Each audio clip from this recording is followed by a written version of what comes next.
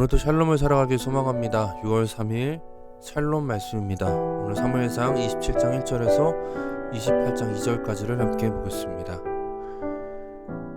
오늘 본문은 또 다윗의 약간 이상한 행보가 시작됩니다. 어제 다시 한번 사울을 살려주는 그런 아주 긍정적인 모습이 보여줬는데 이상하게 오늘 이상한 선택을 하게 되죠. 함께 말씀 보겠습니다. 다윗이 그 마음에 생각하기를 내가 후일에는 사울의 손에 붙잡히리니 블레셋 사람의 땅으로 피하여 들어가는 것이 좋으리로다. 사울이 이스라엘 온 영토 내에서 다시 나를 찾다가 단념하리니 내가 그의 손에서 벗어나리라 하고 26장에서 이제 사울이 다윗에게 목숨을 2번 빚지죠. 그리고 나서 사실 사울의 마음은 이제 정리가 된 것 같아요. 근데 다윗은 여전히 불안해합니다. 한 번 살려줬는데 한 번 회개했는데 다시 와서 또 잡으러 왔던 옷을 보니까 불안해지기 시작한 거예요. 그리고 어디로 가냐면 블레셋 사람의 땅으로 피하기 시작합니다. 다윗이 일어나 함께 있는 사람 600명과 더불어 가드와 마악의 아들 아기스에게로 건너가니라. 아기스가 누구였는지 기억나십니까? 예전에 다윗이 처음에 블레셋으로 도망갔을 때 이 아기스에게로 가죠. 가드는 어느 곳이냐? 골리앗의 고향입니다. 그러니까 가드의 입장에서는 다윗은 굉장히 원수인데 그래서 아기스 앞에 나갔을 때 다윗이 미친 채 해가지고 겨우 살아났거든요. 근데 다시 거기를 가는 거예요. 왜 이런 결정을 하게 됐을까요? 여기 핵심이 그 마음에 생각하기를 하고 이제 불안해하기 시작하는 거다는 것입니다. 다윗이 잘못된 선택을 할 때 공통되는 특징 중에 하나가 뭐냐면 하나님께 묻는 장면이 나타나질 않습니다. 물론 이것을 그냥 단순히 기도하지 않았기 때문에 잘못된 선택을 했다.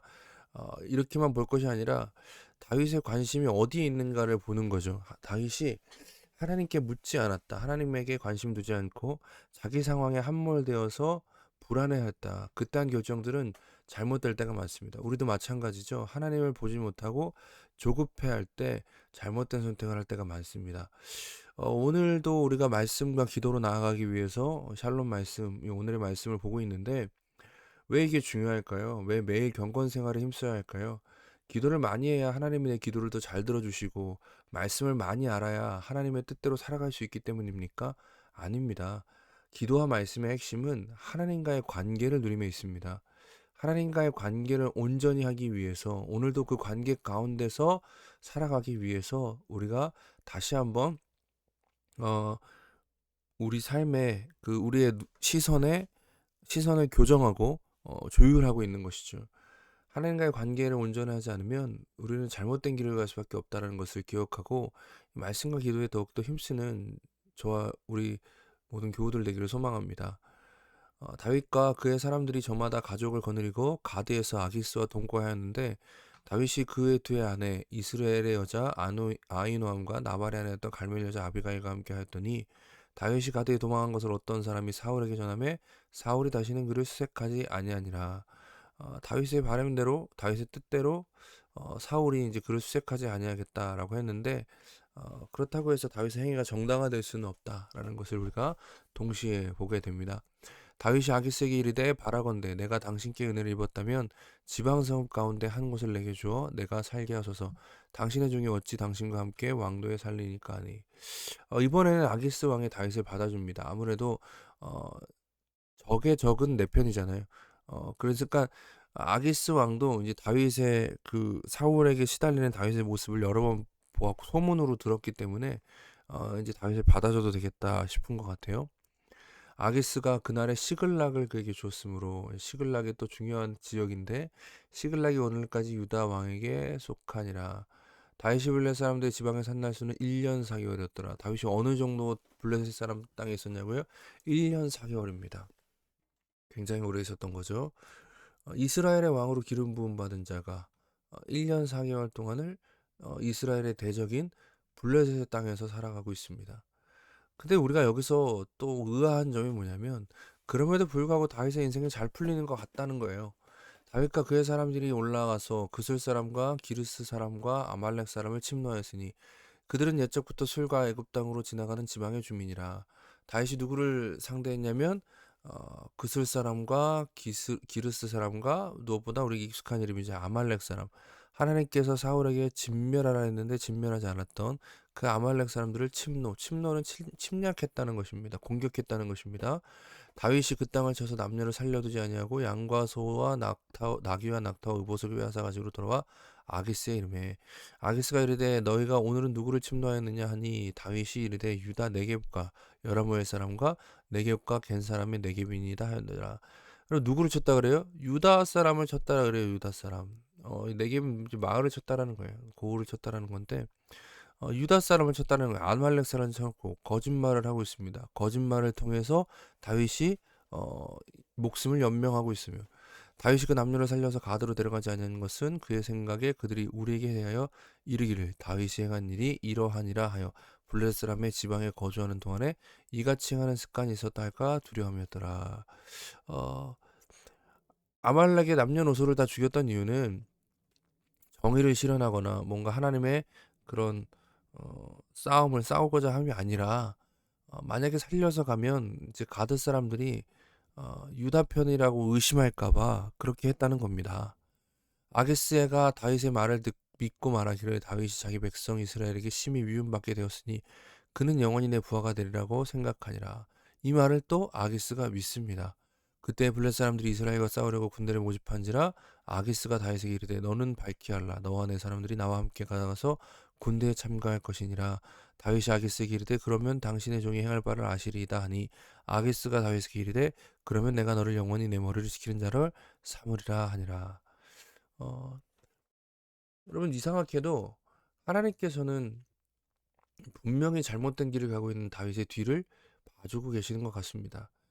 다윗의 일이 잘 풀려요. 거짓말도 하고 있는데 아기스가 속아 넘어갑니다.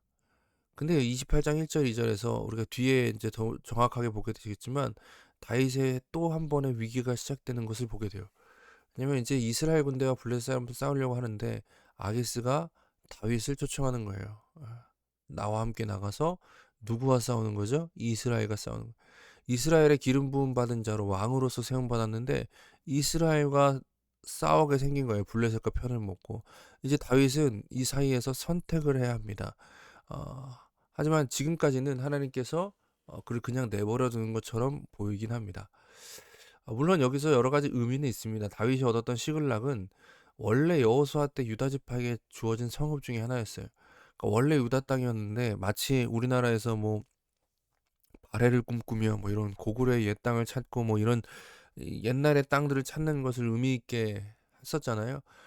그런데 그 마찬가지로 시글락을 다윗이 이러한 과정을 통해서 수복을 하게 되는 것이죠.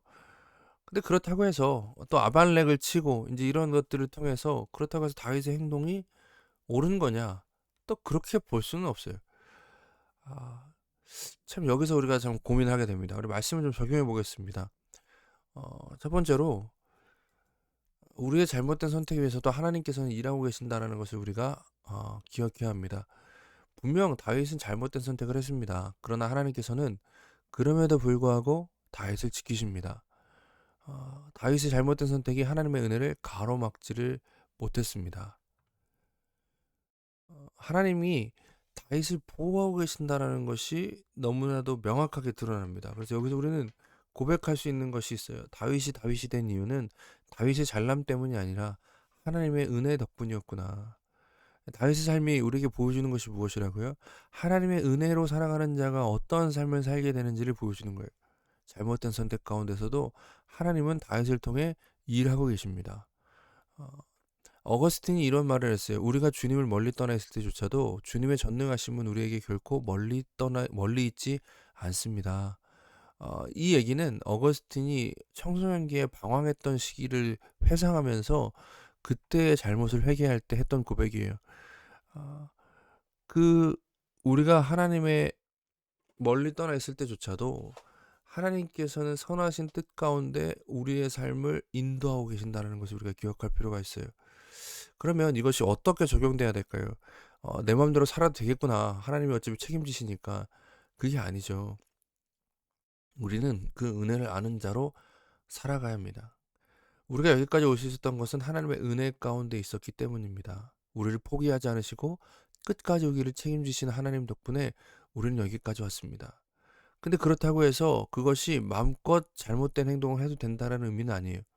하나님께서 우리의 잘못된 선택까지도 감안하고 일하신다는 사실은 마치 부모가 자녀에게 넘어져도 괜찮아라고 말하는 것과 같은 것이에요.